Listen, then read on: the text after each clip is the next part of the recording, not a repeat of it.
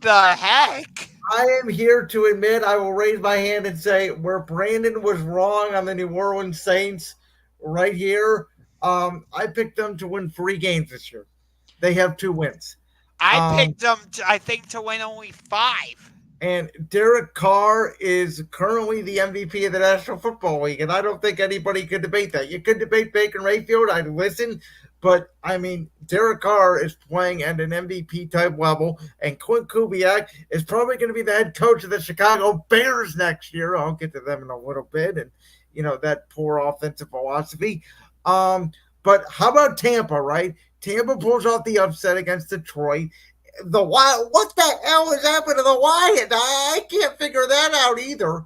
Offensively, and that's the other thing. Everybody's focused on Nick Sirianni. I get it was in the 1 o'clock window. Did nobody not see the end of the first half of the Tampa Detroit game where the Lions have no timeouts and they throw in the middle of the field and the kicker is on the field during the play and they have too many men on the field and they can't get the field goal attempt off? That's bad coaching by Dan Campbell, who also cost the Lions the NFC Championship game last year.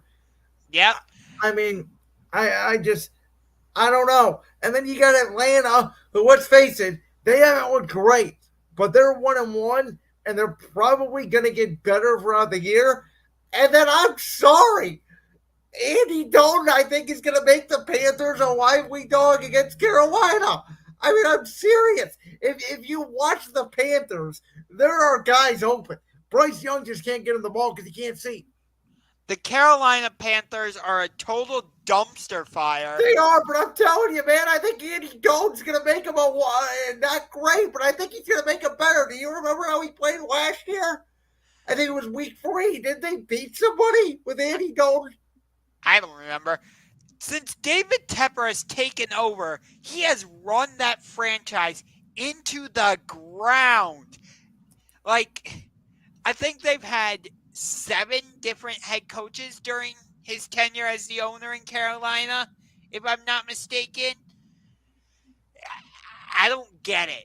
But New Orleans is the team that I'm most surprised by because, they have to be the biggest surprise of the NFL so far this season. They have to be. I mean, they put up 40 plus points in 2 straight games. Granted, they basically had a bye week in week 1 because they were playing the Panthers, who, like I said, are a total dumpster fire. And Dallas's history. I picked Dallas to cover this week. I thought they'd beat up on the Saints because I thought what the Saints did to Carolina was just a fluke. And I am nervous now this week. Obviously, Philly going down there, but I think the one good thing about that matchup, though obviously it's a lot tougher game than I thought, is that now I don't think my team's going to take the Saints lightly the way the Dallas Cowboys did. But do you realize the Saints have not punted this season and they've scored on every drive? Yeah. And you really should be nervous because the way the Saints are playing, you know how noisy the Superdome can get. I'm nervous. I didn't say I wasn't nervous. I said I just don't think we're going to take them as lightly as Dallas did. Man, if the Saints are playing like this, that has me nervous when the Browns head down to New Orleans in week 11, I think it is. There's always a team, I'll say this every year in the NFL. Last year was the Texans, who obviously came out of nowhere. But there is also always that team that comes out of nowhere to start the year, and then teams figure them out and they fall off a cliff. So, which Saints are we going to get? Is this sustainable? I don't know. But you look at the weapons the Saints have. You got Chris Olave. Alvin Kamara seems to have found the fountain of youth. I mean, let's be honest. Nobody remembers this. Alvin Kamara should be in prison. I'm just gonna say it. Do you remember the incident he had outside of Las Vegas, or I think it was maybe Orlando in the Pro Bowl? Sounds vaguely familiar. I mean, he basically beat a woman to death and never got charged for it. But I want to go to Tampa Bay because Baker Mayfield. How about that? I'm so happy for Baker Mayfield. I mean, to have the career resurgence he's had down in Tampa with Godwin and Mike Evans, he loses Dave Canales this offseason. They bring in a new offensive coordinator. I think it's Liam Cohen, if I'm not mistaken. You are correct on that. And their offense doesn't seem to miss a beat. He had like a 4-touchdown game in week 1 against Washington, goes into Detroit in a playoff rematch and doesn't blink. Like, I'm so happy for Baker Mayfield. Mayfield. Serious when I say this. And again, I realize Baker had a good year last year, but you know what I think has actually really helped Baker Mayfield? What's that? Becoming a father. I am dead serious on this. I think that fatherhood, from everything I've heard about young men and everything that we hear about these stories, becoming a parent changes you forever, changes your priorities. You grow up quickly, and you're seeing a young man, or I should have said, you were seeing a young boy in Baker Mayfield become a grown man. And in Cleveland, let's face it, he was a little bit immature. In Carolina, he was in a disaster situation. He was a little immature.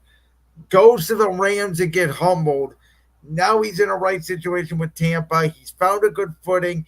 You know, he's had a little girl, and he just looks so much more comfortable. And he's not worried about what other people say on social media or coming out feeling dangerous and being cocky. He's just playing really good football. And I think that's the difference. And what a huge win for Atlanta last night, because if they don't pull off that win, they're down 0-2 in a division that looks like it could be the best in football. If the Carolina Panthers didn't exist. I mean, listen, Andy Dalton against Vegas, they're getting 5.5. Now, I'm not saying that they're going to win. I think Carolina's going to give you effort this week. no. I think people are going to be shocked. I don't think that's going to be a pushover game.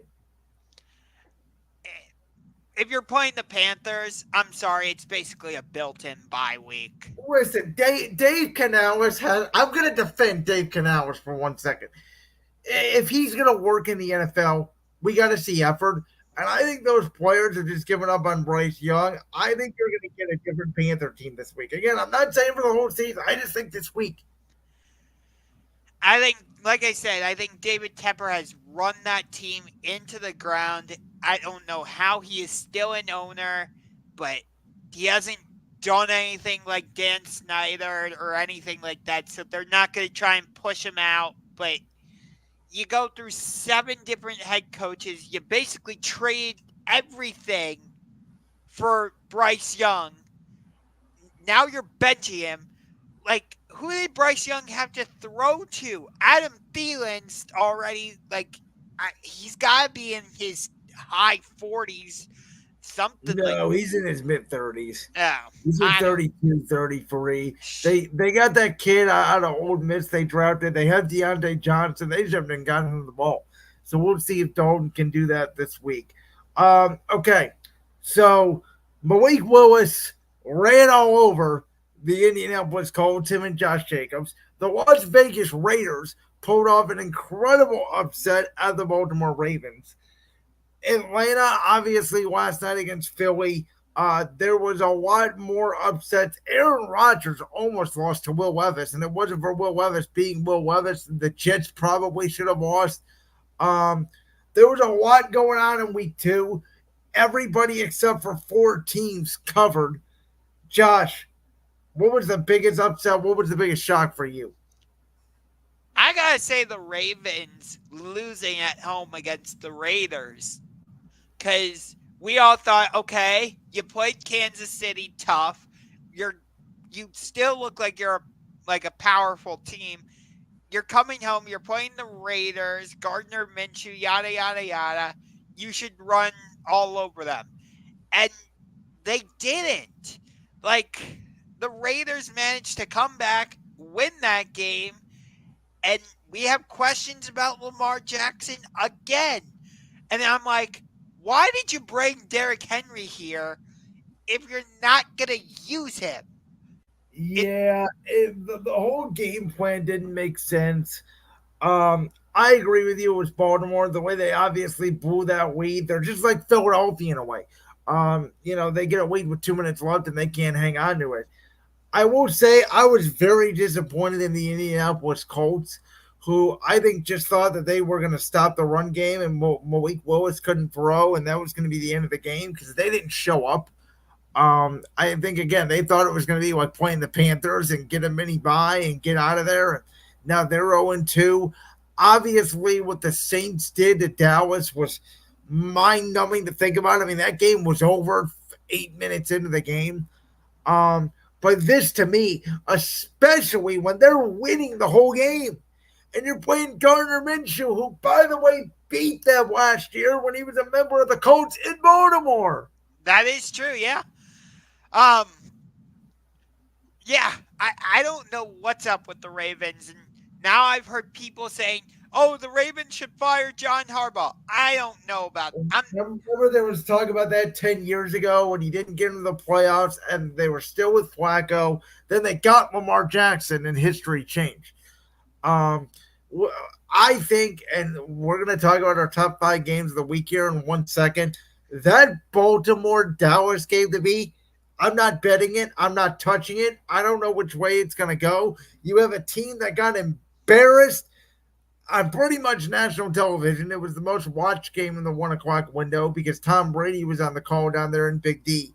And then you have a team who, in the toughest division, at least in the AFC and probably the entire NFL, is now 0-2 with the former MVP and Lamar Jackson. And the Ravens are the first team since the Ravens are the first team since the 0-2 Raiders to start 0-2 and have the MVP.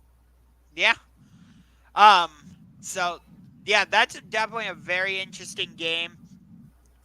I, I guess you can call it an upset with the Browns winning in Jacksonville. I mean, technically it was. We both said there's no way in hell the Browns are going to win, and then we both said, well, they probably will then, and then they win. I am shocked how bad Trevor Lawrence looks. He doesn't look like the same quarterback. He looks like a guy whose confidence is absolutely shot.